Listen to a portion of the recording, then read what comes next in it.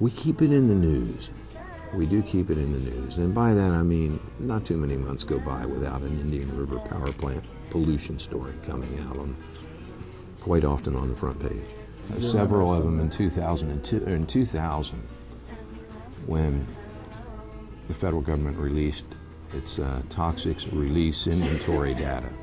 Connective's Indian River power plant was the biggest polluter in the state, and that was just news. That was mind-boggling to us down here. Indian River has consistently been the largest source of toxic materials. Millsboro power plant is ranked #1 for pollution, and you can see by the graph there that it's far and away ahead of the next second largest. Now, I was really shocked when I found out it was the biggest single polluter in the state of Delaware. That power plant is really an environmental nightmare. It's in the top 12% of polluters nationwide.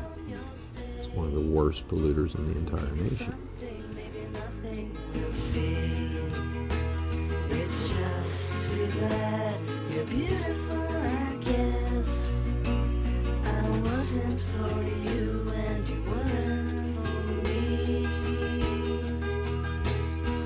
Baby, baby, baby, bitch, please step back into I couldn't have put any quantity on anything that I saw coming out of Indian River until these federally mandated toxic release inventories came out. Then I could quantify it. Indian River power plant is a coal-burning plant, and coal is full of all kinds of bad stuff.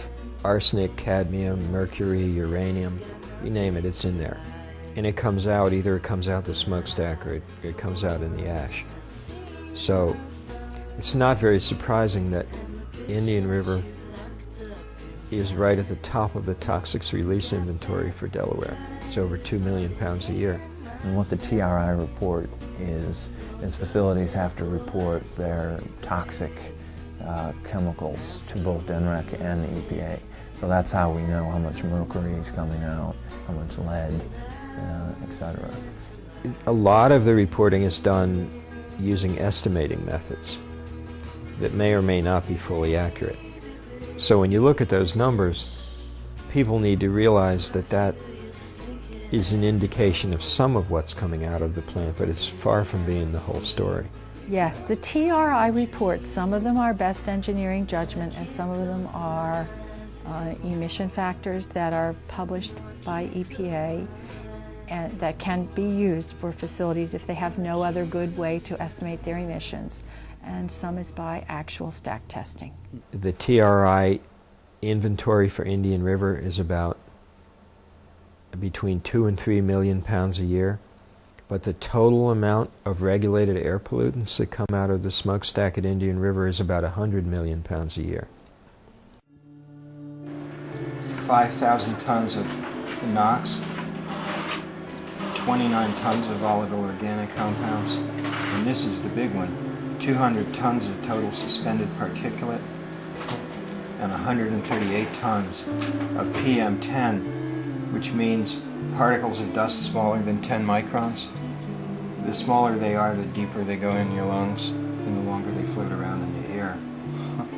So these materials on here, which are the major emissions, don't appear for the most part on the TRI at all, nor are they published in a book. You have to ask for them. Now, right now, is the plant a risk to the environment?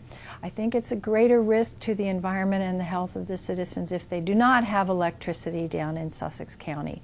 They have installed the control equipment that's required by the regulations and are definitely emitting because they have combustion byproducts, but they are providing a good, solid resource to our citizens.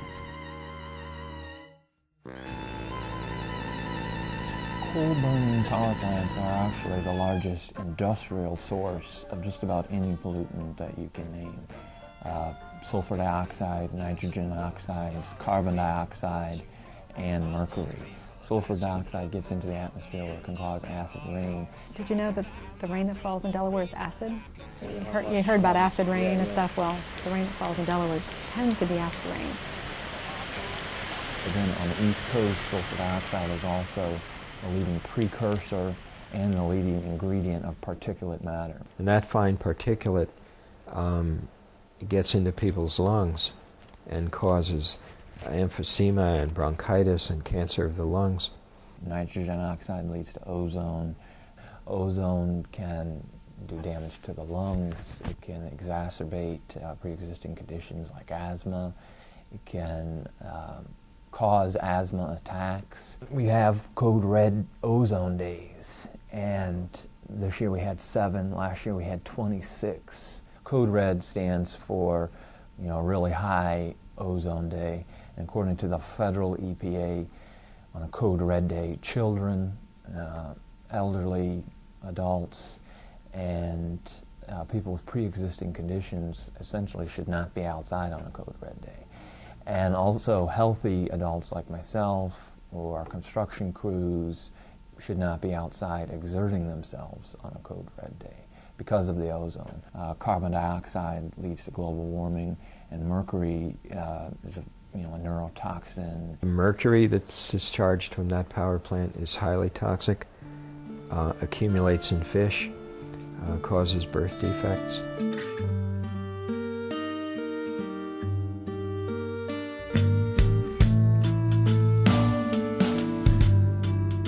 Mercury binds to lipoic acid. Okay, lipoic acid, so what? What's that? That's a very strong antioxidant that our body uses. So an antioxidant is something that goes around and repairs oxidation damage. And I'm saying that the mercury causes oxidation damage. So not only does it cause the damage, it hurts the guy that cleans up after the damage too.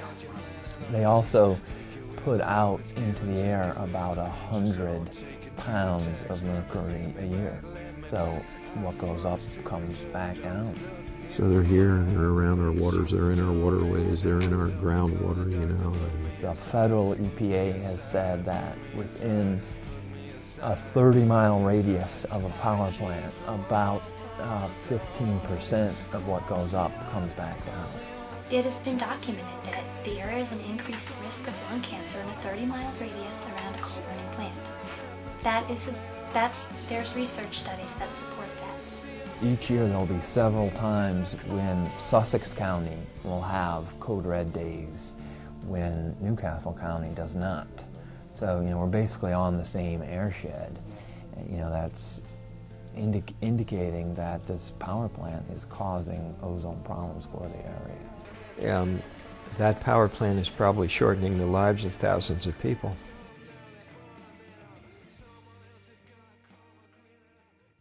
But they are providing a good, solid resource to our citizens.